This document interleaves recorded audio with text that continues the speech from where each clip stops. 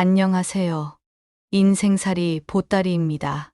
오늘 들려드릴 이야기는 35년 전 가난 때문에 어쩔 수 없이 아들을 손에서 놓아야 했던 한 어머니와 그 아들의 이야기입니다. 어린 시절 부잣집에 보내져 머슴처럼 자란 정호는 자수성가하여 중견기업 CEO가 되었지만 마음속 공허함을 채울 수 없었습니다. 그러던 어느 날 새 사업 부지를 찾아 간 시골 마을에서 우연히 한 할머니를 만나게 됩니다.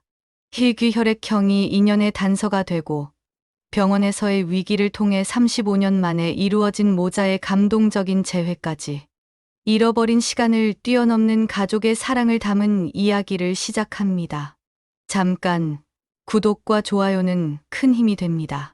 어둑한 방 안, 정호는 창가에 기대어 쏟아지는 빗줄기를 바라봅니다. 빗소리가 귓가에 울리자 문득 35해 전으로 기억이 되돌아갑니다. 그때도 이렇게 비가 내렸었죠. 7살 어린 정호가 손에 보퉁이 하나 들고 낯선 집 앞에 서 있던 그날도 이제 여기서 살 거야. 착하게 굴면 밥도 주고 학교도 보내줄 거다. 어머니의 마지막 말씀이었습니다. 뒤돌아선 어머니의 작은 등이 비에 젖어가는 모습을 정호는 지금도 선명히 기억합니다. 어린 마음에도 알았죠. 집이 너무 가난해 자신을 돈 받고 보낸다는 사실을. 희미한 등불 아래 눈물 흘리던 어머니의 모습이 아직도 가슴에 남아 있습니다. 밥값을 해야 한다.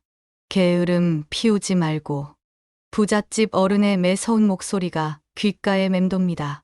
학교보다는 집안일이 우선이었습니다. 아침 해 뜨기 전에 일어나 마당을 쓸고 소와 닭에게 먹이를 주고 겨울엔 눈을 치우는 일까지. 10살 남짓한 어린아이가 하기에는 너무 고된 노동이었지만 정호는 묵묵히 견뎠습니다. 학교에 가는 날은 한 달에 고작 열흘 남짓. 그마저도 숙제를 못해 선생님께 매를 맞기 일쑤였죠. 쟤는 누구네 집 머슴이래. 친구들의 수군거림에 정호는 가슴이 찢어질 듯 아팠습니다. 하지만 그 아픔조차 삼켜야 했습니다. 울음을 터뜨리는 순간 자신의 처지가 더 비참해질 것만 같았으니까요. 대신 정호는 마음속으로 다짐했습니다. 언젠가는 내 힘으로 일어서리라. 그 다짐이 정호를 지탱해주는 유일한 희망이었습니다. 세월이 흘러 정호는 18이 되었고 그 집에서 격리 일을 돕게 되었습니다. 주인장의 사업이 번창하면서 배울 것이 많았죠. 장부 정리부터 거래처 관리, 직원 채용까지. 정호는 눈과 귀를 크게 열어 모든 것을 흡수했습니다. 밤늦게까지 장부를 들여다보며 사업의 흐름을 익혔고 주인장이 거래처와 통화할 때는 옆에서 귀를 쫑긋 세워 듣곤 했어요. 가혹했던 환경이 오히려 정호를 단단하게 만들었습니다. 인내심, 근면함, 그리고 무엇보다 세상의 냉혹함을 배웠죠. 이것 봐, 정호야. 사업은 결국 사람이야. 사람 마음을 얻는 법을 배워야 한다. 주인장의 말씀이 정호의 가슴에 깊이 새겨졌습니다. 비록 자신을 머슴처럼 부렸지만 사업에 관한 한 주인장은 정호에게 인색하지 않았어요. 정호는 그렇게 25이 될 때까지 부잣집에서 일하며 세상을 배웠습니다. 고통스러운 시간이었지만 그 안에서 값진 경험을 쌓았죠. 1997년 정호의 나이 29. 대한민국을 뒤흔든 외환위기는 정호가 일하던 부잣집에도 예외 없이 몰아쳤습니다. 하루아침에 주인장의 사업이 휘청거렸어요. 정호는 주인장의 얼굴이 날이 갈수록 어두워지는 것을 지켜봤죠. 대출 빚은 눈덩이처럼 불어났고 거래처는 하나둘 떨어져 나갔습니다. 정호야, 미안하다. 이제 내게 줄 월급이 없구나. 주인장의 목소리가 떨렸습니다. 정호의 마음도 무거웠어요. 10살부터 20해 가까이 일해온 집이었습니다. 비록 자신을 머슴처럼 부렸지만 그래도 이곳은 정호에게 삶의 터전이었죠. 다음 날 아침, 정호는 간단한 짐을 꾸렸습니다. 주인장은 마지막으로 정호의 손을 꼭 잡았어요. 내가 우리 집에서 가장 성실했다. 언젠가 잘 될 거야. 정호는 묵묵히 고개를 숙였습니다. 20해 가까이 살았던 집을 떠나는 발걸음이 무거웠죠. 하지만 정호의 눈빛은 결연했습니다. 이제는 자신의 길을 가야 할 때라고 생각했어요. 자동차 딜러숍, 식당 서빙, 편의점 아르바이트. 정호는 닥치는 대로 일했습니다. 하루하루 버티는 것이 전쟁이었어요. 그러나 정호는 절망하지 않았습니다. 밤이면 작은 월세방에서 사업 계획을 세웠어요. 주인장 밑에서 배운 경영 지식, 사람 관리 노하우, 영업 기술을 종이에 빼곡히 적어 내려갔습니다. 지금이 아니면 언제 시작하겠어. 잃을 것도 없잖아. 자신에게 타이르듯 중얼거린 정우는 마침내 결심했습니다. 편의점에서 모은 돈 300만 원으로 작은 인터넷 쇼핑몰을 시작했어요. 그때가 정우의 30번째 생일 무렵이었습니다. 시작은 미약했습니다. 남들이 관심 없는 틈새 시장, 중소기업 사무용품 배달이었죠. 낮에는 배달을 뛰고 밤에는 웹사이트를 관리했습니다. 12시간, 15시간 일하는 날이 부지기수였어요. 손가락이 타닥타닥 키보드를 두드리는 소리만이 작은 월세방을 채웠습니다. 첫 반년은 적자였습니다. 하지만 정호는 포기하지 않았어요. 고객의 필요를 정확히 파악하고 경쟁자들이 제공하지 않는 서비스를 찾아냈죠. 사무용품뿐만 아니라 회사 로고가 새겨진 기념품, 단체 티셔츠 등으로 사업을 확장했습니다. 정호의 성실함과 정직함이 입소문을 타기 시작했어요. 실패도 많았습니다. 한 번은 대량 주문을 받아놓고 공급업체가 갑자기 파산하는 바람에 크게 손해를 봤죠. 또 한 번은 직원을 잘못 뽑아 회사 자금을 횡령당하기도 했습니다. 그럴 때마다 정우는 자신의 판단력을 의심했어요. 하지만 곧 마음을 다잡았습니다. 실패해도 좋아. 다시 일어서면 되지. 정우의 끈기는 마침내 빛을 발했습니다. 창업 5년 차, 정우의 회사는 직원 20명 규모로 성장했어요. 10년 차에는 중소기업진흥공단으로부터 유망 중소기업으로 선정되었습니다. 15년이 지난 지금, 정우의 회사는 직원 150명을 둔 중견기업으로 성장했죠. 50대 중반의 나이에 정우는 이제 여유로운 삶을 살고 있습니다. 서울 강남에 사무실을 두고 경기도 외곽에 근사한 집도 마련했어요. 주변에서는 정우를 자수성가한 사업가라고 불렀습니다. 하지만 정우의 가슴 한구석에는 여전히 채워지지 않는 공허함이 있었죠. 어린 시절 어머니와의 이별, 그리고 그 후에 고단했던 삶이 남긴 상처였습니다. 정우는 차 창밖으로 드넓게 펼쳐진 들판을 바라봤습니다. 서울에서 3시간 남짓 달려온 이곳은 그가 태어난 고향과는 다른 곳이었지만 묘하게 친숙한 전경이 눈앞에 펼쳐져 있었습니다. 이번 출장은 새로운 물류센터 부지를 물색하기 위한 것이었죠. 회사가 성장하면서 더 넓은 공간이 필요해졌기 때문입니다. 김 부장의 안내로 청송면 산내리에 도착했습니다. 차가 마을 입구에 다다르자 푸른 들판 사이로 오래된 집들이 드문드문 보였어요. 그 모습이 어쩐지 정우의 마음을 편안하게 했습니다. 정우는 마을 분위기를 직접 살펴보고 싶어 차에서 내려 걷기로 했습니다. 오랜만에 느끼는 시골의 공기를 크게 들이마셨어요. 흙냄새, 풀냄새가 코끝을 간지럽혔죠. 도시에서는 결코 맡을 수 없는 냄새였습니다. 마을 길을 걷던 정우는 문득 한 노인을 발견했어요. 허리가 굽은 할머니가 무거워 보이는 쌀 포대를 끙끙대며 들고 가고 있었습니다. 할머니의 모습이 안쓰러웠죠. 정우는 즉시 다가가 할머니의 짐을 받아들었습니다. 할머니는 놀란 눈으로 정우를 바라보다가 고마움을 표했어요. 자신이 사업차 마을에 왔다는 정우의 간략한 설명에 할머니는 감사의 표시로 집으로 초대했습니다. 할머니의 집은 마을 끝자락에 있는 작은 한옥이었어요. 오래되었지만 깨끗하게 관리된 모습이었죠. 정우는 할머니의 따뜻한 권유로 집 안으로 들어갔습니다. 낡은 장롱과 오래된 텔레비전, 그리고 벽에 걸린 낡은 가족 사진이 눈에 들어왔어요. 할머니는 부엌에서 시원한 보리차를 가져와 정호에게 건넸습니다. 보리차를 마시며 정호는 이상하게 편안함을 느꼈습니다. 할머니는 정호를 유심히 바라보더니 조용히 말했어요. 도시에서 오신 것 같은데 어쩐지 정이 가네요. 우리 아들도 당신만 했으면 55쯤 되었을 텐데. 할머니의 목소리가 떨렸습니다. 정호는 할머니의 말에 귀를 기울였어요. 뭔가 마음을 울리는 것이 있었죠. 할머니의 아들에 대해 조심스레 물었을 때 할머니의 눈에는 깊은 그리움이 어렸습니다. 그게 너무 가난해서 어쩔 수 없이. 할머니의 목소리가 갈라졌습니다.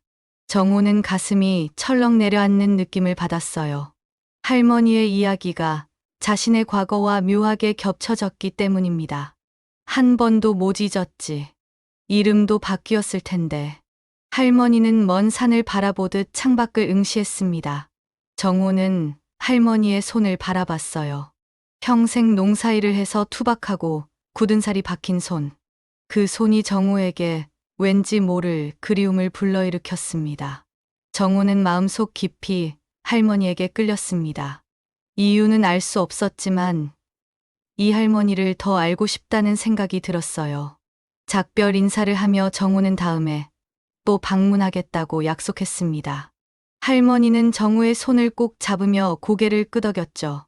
차로 돌아오는 길에 정호는 이상한 감정에 휩싸였습니다. 마치 오랫동안 찾던 무언가를 발견한 듯한 느낌이었어요.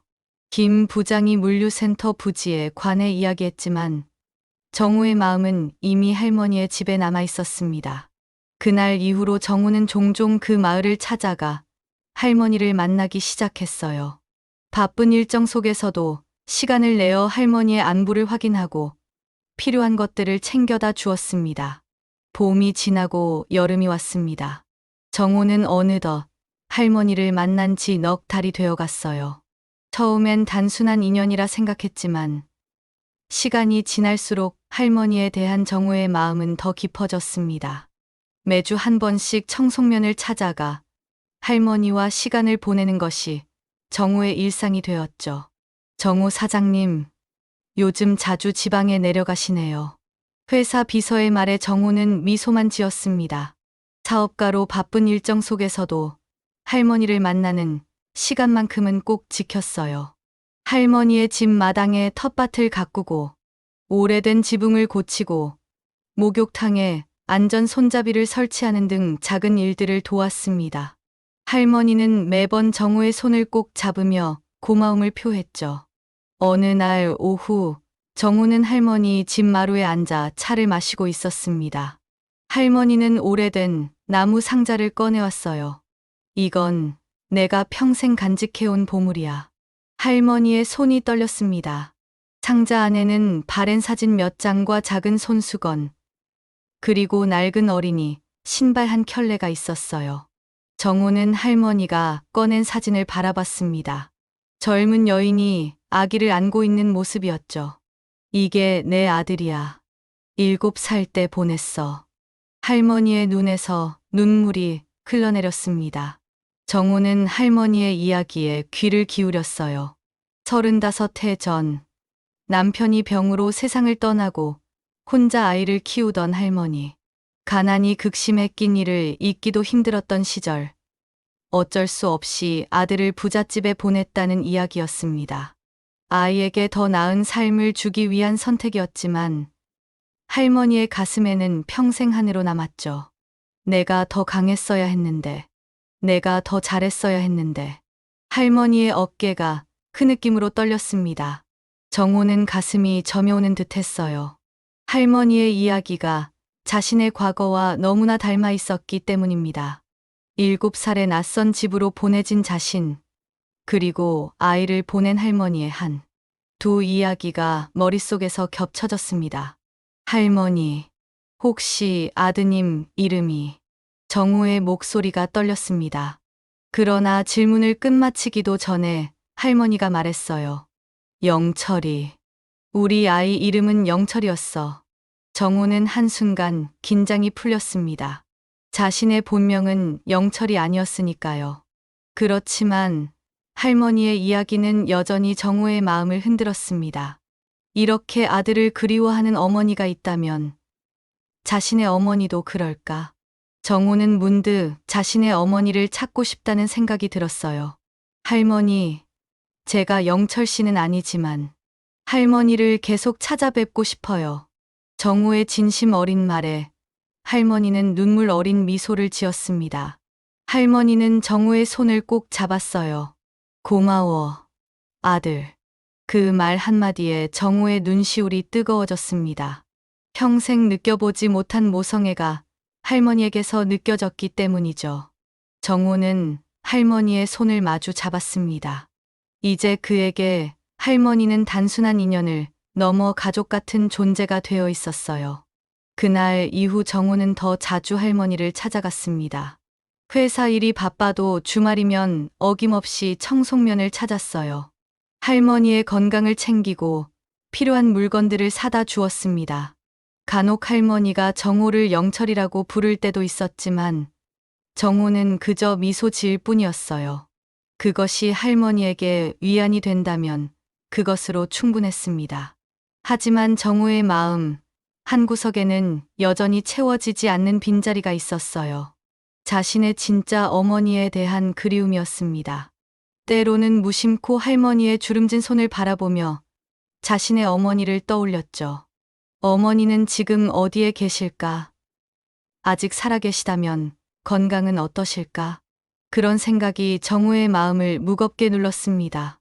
가을로 접어들며 할머니의 건강이 갑자기 악화되었어요. 평소 지병이던 고혈압이 심해져 종종 어지러움을 호소했습니다. 정호는 할머니를 가까운 병원에 모셔갔지만 시골 의원의 시설로는 한계가 있었죠. 정호는 할머니를 서울의 대형 병원으로 모시기로 결심했습니다. 할머니, 서울에서 좀 더 자세한 검사를 받아봐야 해요. 제가 모시고 갈게요. 할머니는 처음에 망설였지만 정호의 진심 어린 걱정에 결국 고개를 끄덕였습니다. 그렇게 정호와 할머니는 서울로 향했어요. 정호의 마음속에는 이상한 예감이 스쳤습니다. 이 여정이 단순한 병원 방문 이상의 의미를 가질 것 같은 느낌이었죠.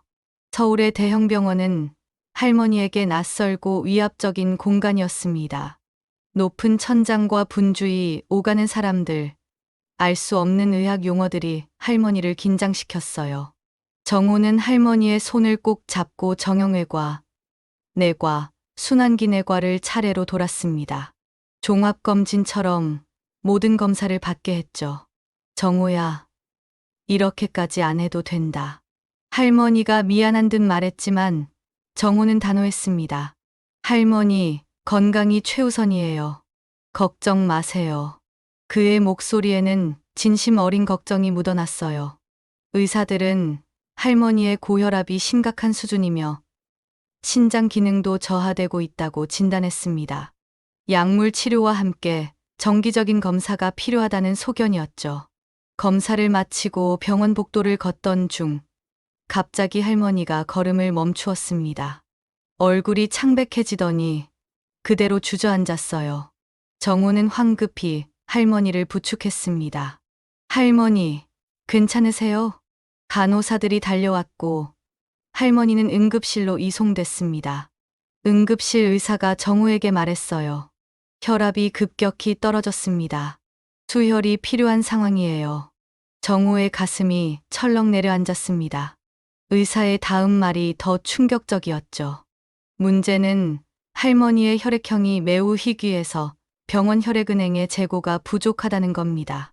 AB형 음성인데 한국인 중 약 0.1%만 갖고 있는 혈액형이에요. 정호는 자신의 혈액형이 AB형이라는 것을 알고 있었습니다. 하지만 음성인지 양성인지는 확실히 몰랐어요. 제 혈액형도 AB형인데 검사해 볼 수 있을까요? 의사는 신속히 정호의 혈액 검사를 지시했습니다. 결과를 기다리는 30분이 정호에게는 30시간처럼 느껴졌어요. 마침내 간호사가 결과지를 들고 왔습니다. 의사가 놀란 표정으로 정호를 바라봤죠. 놀랍게도 정호 씨도 AB형 음성입니다. 정말 희귀한 경우네요. 정호는 즉시 수혈 동의서에 서명했습니다. 피가 뽑히는 동안 정호는 이상한 감정에 사로잡혔어요. 자신과 할머니가 같은 희귀 혈액형이라는 사실이 단순한 우연으로만 느껴지지 않았습니다. 그것은 마치 운명의 끈처럼 그들을 이어주고 있었죠. 수혈 후 할머니의 상태는 안정을 찾았습니다. 하지만 의사는 정호를 따로 불러 말했어요. 할머니의 상태가 좋지 않습니다. 신장 기능이 많이 저하되어 있어요. 지속적인 치료가 필요합니다. 정호는 고개를 끄덕였습니다.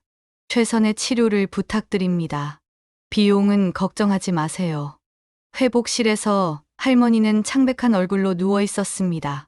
정호가 들어가자 희미한 미소를 지었어요. 고마워, 정호야. 정호는 할머니의 손을 잡았습니다. 그 순간 의사가 들어와 말했어요. 할머니, 정말 운이 좋으셨습니다. 정호 씨와 혈액형이 일치해서 바로 수혈이 가능했어요. AB형 음성은 정말 드문 혈액형인데 두 분이 일치하다니 놀랍습니다. 할머니는 의아한 표정을 지었습니다. 그런 희귀한 혈액형이라고요? 의사가 설명을 이어갔어요. 네. 한국인 중 0.1%만 갖고 있는 혈액형입니다. 가족 중에 같은 혈액형을 가진 사람이 있을 확률이 더 높긴 하지만 그래도 매우 드문 경우죠. 의사의 말에 할머니와 정호는 서로를 바라봤습니다. 할머니의 눈에 의문이 스쳤어요. 정호의 마음도 복잡했습니다. 우연일까? 아니면 의사는 잠시 침묵하다가 조심스럽게 말을 이어갔습니다. 실은 이런 경우 유전적 연관성을 확인해 보는 게 의학적으로도 도움이 될 수 있습니다. 만약 괜찮으시다면 유전자 검사를 권해드리고 싶은데요. 할머니는 당황한 기색이 역력했습니다. 정호도 놀랐지만 마음 한구석에서는 이상한 기대감이 솟아올랐어요. 어쩌면 이것이 자신의 오랜 물음에 대한 답을 찾는 기회일지도 모른다는 생각이 들었습니다. 할머니, 어떻게 생각하세요? 저는 해보고 싶습니다. 정호의 진지한 눈빛에 할머니는 말없이 고개를 끄덕였습니다. 의사는 두 사람에게 검사 절차를 설명했어요. 간단한 구강 내 세포 채취로 이루어지는 검사였습니다. 결과는 이틀 후에 나온다고 했죠. 검사를 마친 후 정호는 할머니를 병원 근처의 호텔로 모셨습니다. 그날 밤 정호는 쉽게 잠들지 못했어요. 머릿속에는 끊임없이 질문이 맴돌았습니다. 만약 검사 결과가 그가 상상하는 그것이라면 자신의 인생은 어떻게 바뀔까? 35년 동안 찾지 못했던 어머니를 만약 이렇게 우연히 만난 것이라면 검사 결과가 나오기까지의 이틀은 정호에게 평생처럼 느껴졌습니다. 병원 근처 호텔에서 할머니를 돌보며 그는 온갖 생각에 잠겼어요.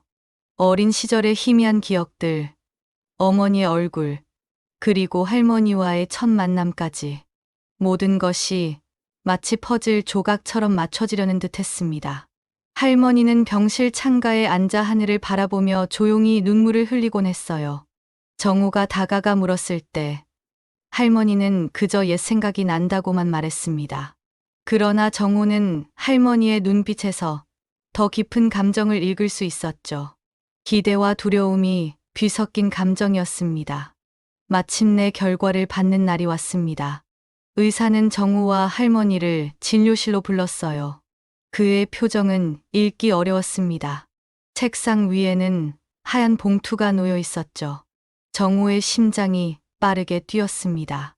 할머니는 떨리는 손으로 정호의 팔을 꼭 붙잡았어요. 검사 결과가 나왔습니다. 의사가 봉투를 열었습니다. 그는 잠시 내용을 확인하더니 고개를 들었어요. 그의 눈에는 놀라움이 서려 있었습니다. 두 분 사이의 유전적 일치도는 99.9%입니다. 침묵이 방 안을 가득 채웠습니다. 정호는 자신의 귀를 의심했어요.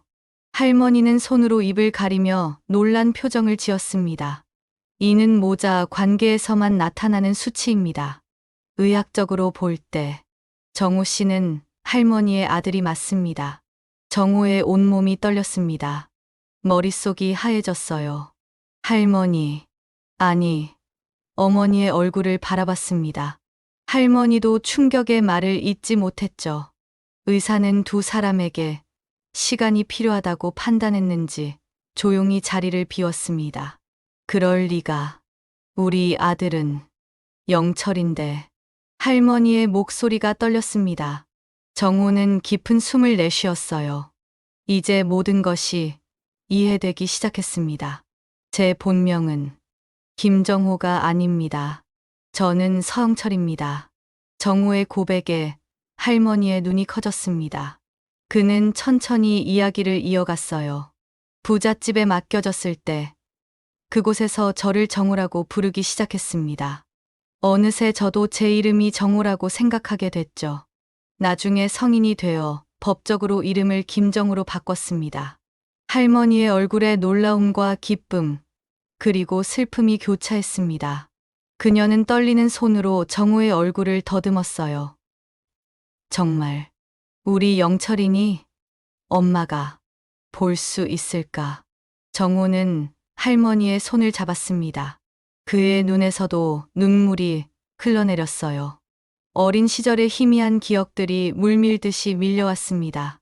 어머니의 품, 어머니의 손길, 그리고 그날 비 내리던 이별의 순간까지. 어머니, 저 맞아요. 영철이 맞아요. 할머니는 그대로 정호의 품에 안겼습니다. 오열하는 그녀의 어깨가 떨렸어요. 정호도 참았던 감정이 터져 나왔습니다. 35해 동안 가슴 깊이 묻어둔 그리움과 아픔, 외로움이 눈물로 쏟아져 나왔죠. 미안하다. 내 아들. 너무 미안해. 엄마가 너무 약해서, 너를 지키지 못해서. 할머니의 말에 정호는 고개를 저었습니다. 그는 어머니의 손을 꼭 잡았어요. 어머니가 미안해할 것 없어요. 저도 알아요. 그때는 정말 어쩔 수 없었다는 걸. 두 사람은 오랫동안 말없이 서로를 껴안았습니다. 한 방울의 눈물에는 평생의 그리움이 담겨 있었어요. 의사가 조심스레 문을 열고 들어왔지만 두 사람은 그저 서로를 바라보고 있었습니다. 할머니는 마침내 정호의 얼굴을 자세히 살폈습니다. 떨리는 손길로 그의 이마와 눈, 코, 입을 만졌어요. 내 아버지 닮았구나. 눈매는 그대로야. 하지만 입술은 내 닮았네. 정호는 어머니의 말에 미소 지었습니다.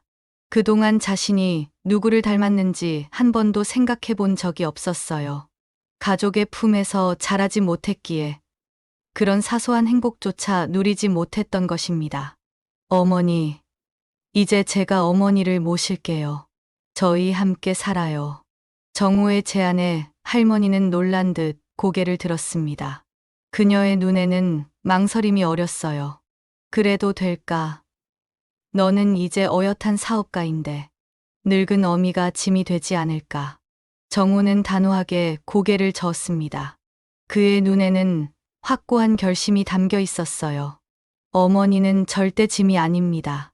35해 동안 못했던 효도, 이제부터 시작할게요. 병원 회복실에서의 재회 이후 정호와 어머니는 서로를 바라보며 오랫동안 말을 잇지 못했습니다. 35년의 세월이 만들어낸 공백은 쉽게 메워질 수 없었어요. 하지만 그들의 눈빛에는 이미 모든 이야기가 담겨 있었습니다. 슬픔과 그리움, 후회와 용서, 그리고 무엇보다 다시 시작할 수 있다는 희망이 그곳에 있었죠. 우리 영철이, 아니, 정호야. 엄마가 너무 보고 싶었어. 어머니의 주름진 손이 정호의 얼굴을 감쌌습니다. 그 손길에는 평생의 그리움이 담겨 있었어요. 정호는 어머니의 손을 자신의 뺨에 더욱 꼭 붙였습니다. 어릴 적 희미하게 기억나던 그 손길이 맞았습니다. 따뜻하고 거칠지만 무한한 사랑이 담긴 손길이었죠. 어머니, 기억나요. 비 오던 날, 어머니가 저를 떠나던 그날, 정호의 목소리가 갈라졌습니다. 그동안 잊고 살았던 어린 시절의 기억들이 물밀듯이 밀려왔어요. 어머니와 함께 밥을 먹던 순간, 어머니가 불러주던 자장가, 그리고 마지막 이별의 순간까지 어머니는 고개를 숙였습니다. 그녀의 어깨가 그 느낌으로 떨렸어요. 그날 이후로 매일 울었단다. 내가 잘 지내는지, 밥은 제대로 먹는지, 꿈에서도 내 얼굴을 찾았어. 정호는 어머니를 부드럽게 안았습니다. 뜨거운 눈물이 그의 뺨을 타고 흘러내렸어요. 저도 어머니를 잊은 적 없어요. 늘 마음 한구석에 어머니가 계셨어요. 두 사람은 오랫동안 말없이 서로를 껴안았습니다. 그 포옹 속에 평생의 한과 그리움이 녹아들었어요. 의사는 조용히 방을 나가며 둘만의 시간을 주었습니다. 시간이 흐르고 어머니의 몸 상태가 호전되면서 그들은 점차 서로의 삶에 대해 이야기를 나누기 시작했어요. 정호는 어린 시절 부잣집에서의 고된 생활, 혼자 힘으로 사업을 일구었던 과정, 그리고 어머니를 찾기 위해 시도했던 노력들을 차분히 들려주었습니다. 한 번은 고향에 찾아가 봤어요. 하지만 마을이 많이 변해서 아무것도 찾을 수 없었죠. 게다가 제 기억도 너무 희미해서 어머니는 아들의 이야기를 들으며 눈물을 훔쳤습니다. 그녀도 자신의 이야기를 들려주었어요. 아들을 보낸 후 끊임없이 그를 찾아다녔지만 부잣집 주인이 이사를 가버려 연락이 끊겼다는 사실. 그리고 언젠가는 아들이 자신을 찾아올 거라는 희망 하나로 같은 마을에서 평생을 기다렸다는 이야기였습니다. 내가 내 이름을 불러도 대답이 없을까 봐. 그게 가장 두려웠단다.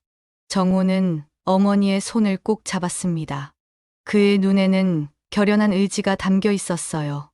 이제 제가 어머니 곁을 지킬게요. 더 이상 헤어지지 않을 거예요. 어머니가 퇴원하는 날, 정호는 그녀를 자신의 집으로 모셨습니다. 넓고 화려한 집을 본 어머니는 어색한 듯 주변을 살폈어요.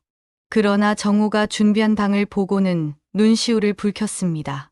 창밖으로 자연이 보이는 아늑한 방이었고 벽에는 어머니의 옛 사진을 확대해서 걸어놓았죠. 어머니, 이제 여기가 우리 집이에요. 정호의 말에 어머니는 고개를 끄덕였습니다. 그녀의 눈에는 행복의 눈물이 고였어요. 저녁 식사 시간, 정호는 어머니와 함께 테이블에 앉았습니다. 그가 직접 준비한 소박한 한식 차림이었어요.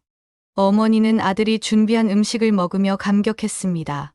우리 아들이 이렇게 잘 컸구나. 어머니의 말에 정호는 가슴이 뭉클해졌습니다. 평생 들어보지 못한 우리 아들이라는 그 평범한 말 한마디가 그에게는 세상에서 가장 소중한 말이었어요. 밤이 깊어 어머니가 잠든 후 정호는 거실에 앉아 창밖을 바라봤습니다. 35해 동안 마음속에 품어왔던 공허함이 이제 사랑으로 채워지기 시작했어요. 그는 문득 자신의 성공이 진정한 행복을 가져다 주지 못했다는 사실을 깨달았습니다. 성공, 돈, 명예, 그 모든 것보다 더 중요한 것은 지금 이 순간 어머니와의 재회였습니다.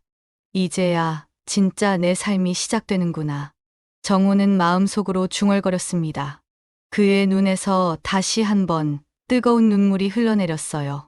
하지만 이번의 눈물은 슬픔이 아닌 깊은 감사와 행복의 눈물이었습니다. 봄바람이 불어오는 3월, 정호의 집 마당에는 꽃들이 피어나기 시작했습니다. 정호와 어머니가 함께 살기 시작한 지 벌써 6달이 지났어요. 그 사이 두 사람의 삶은 완전히 달라졌습니다. 정호는 회사 일정을 재조정해 어머니와 보내는 시간을 늘렸고, 어머니는 도시 생활에 조금씩 적응해 나갔죠. 정호야, 오늘은 회사 안 가니? 아침 식사를 준비하며 어머니가 물었습니다. 정호는 미소를 지으며 고개를 저었어요. 오늘은 재택근무예요. 어머니와 함께 지내려고요. 어머니의 얼굴에 기쁨이 번졌습니다. 처음에는 아들의 바쁜 일상에 자신이 방해가 될까 조심스러워했지만 정호의 진심 어린 관심과 사랑에 그녀도 점차 마음을 열었어요.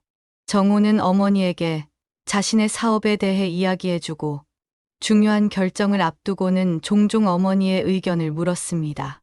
단순한 효도를 넘어 진정한 가족으로 함께 살아가기 시작한 것이죠. 정호는 어머니의 건강을 최우선으로 생각했습니다. 정기적인 검진은 물론 좋은 음식과 적절한 운동을 챙겼어요. 처음에는 약했던 어머니의 몸 상태가 점차 호전되었고 얼굴에도 생기가 돌기 시작했습니다. 우리 아들 덕분에 이 나이에 이렇게 좋은 곳에서 호강하네. 어머니의 말에 정호는 가슴이 뭉클해졌습니다. 자신의 모든 성공과 재산이 이 한마디를 듣기 위한 것이었던 것 같은 기분이 들었어요. 주말이면 두 사람은 함께 산책을 나갔습니다. 처음에는 동네 공원을 거닐다가 점차 범위를 넓혀 나갔죠. 정호는 어머니에게 서울의 명소들을 보여주었고 때로는 근교로 드라이브를 나가기도 했습니다. 한 번은 정호가 어머니를 청송면으로 데려갔어요. 어머니가 수십 년간 살아온 그곳을 방문한 것이죠. 여기서 내가 돌아오기만을 기다렸단다. 작은 한옥을 바라보며 어머니가 말했습니다. 정호는 어머니의 손을 꼭 잡았어요. 그는 어머니의 집을 그대로 보존하기로 했습니다. 주말 별장처럼 가끔 찾아와 어머니의 추억이 담긴 이곳에서 시간을 보내기로 한 거죠. 어느 날 정호의 회사에서 창립기념일 행사가 열렸습니다. 정호는 어머니를 특별 손님으로 초대했어요. 처음에는 망설이던 어머니였지만 정호의 간곡한 부탁에 행사장에 나타났죠.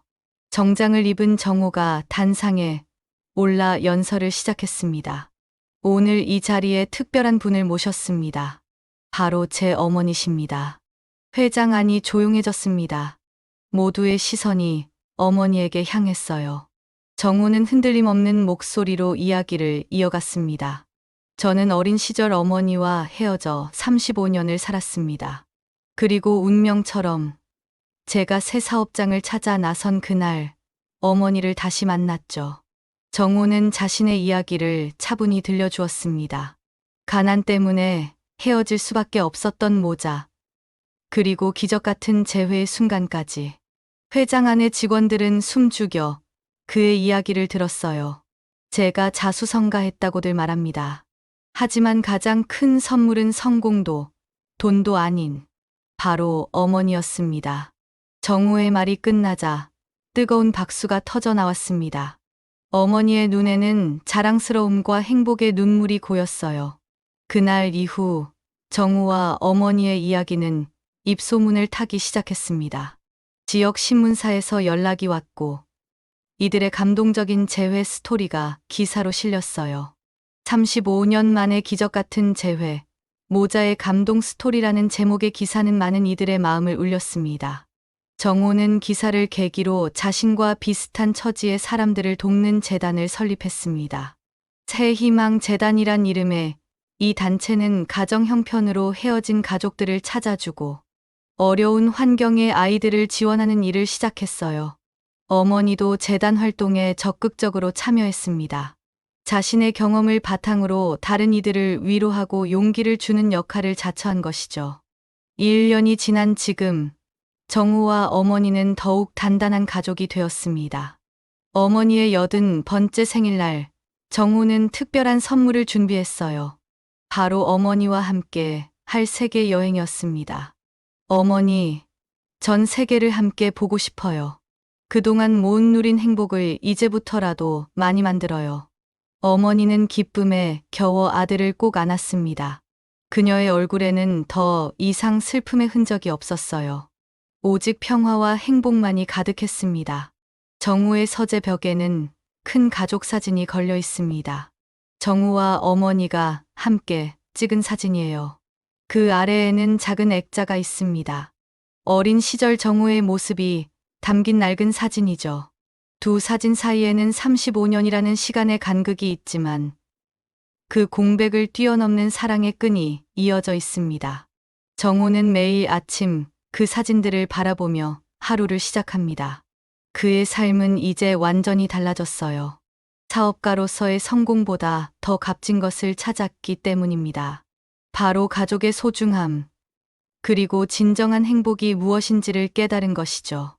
인생이란 참 신비로운 것이구나. 정호는 창밖에 아침 햇살을 바라보며 생각했습니다. 어쩌면 모든 시련과 고난은 이 순간을 위한 준비였는지도 모릅니다. 상처는 아물고 아픔은 치유되었어요. 이제 정호와 어머니의 삶에는 새로운 장이 펼쳐지고 있었습니다. 과거의 아픔을 딛고 더 밝은 미래를 향해 함께 걸어가는 여정이 시작된 것이죠. 정호야, 아침 먹으러 와. 어머니의 부르는 소리에 정호는 미소 지었습니다. 이 평범한 일상이 그에게는 세상에서 가장 소중한 선물이었습니다. 정호는 서재를 나서며 마음속으로 다짐했어요. 어머니와 함께하는 이 시간, 하루하루를 소중히 여기며 살아가리라.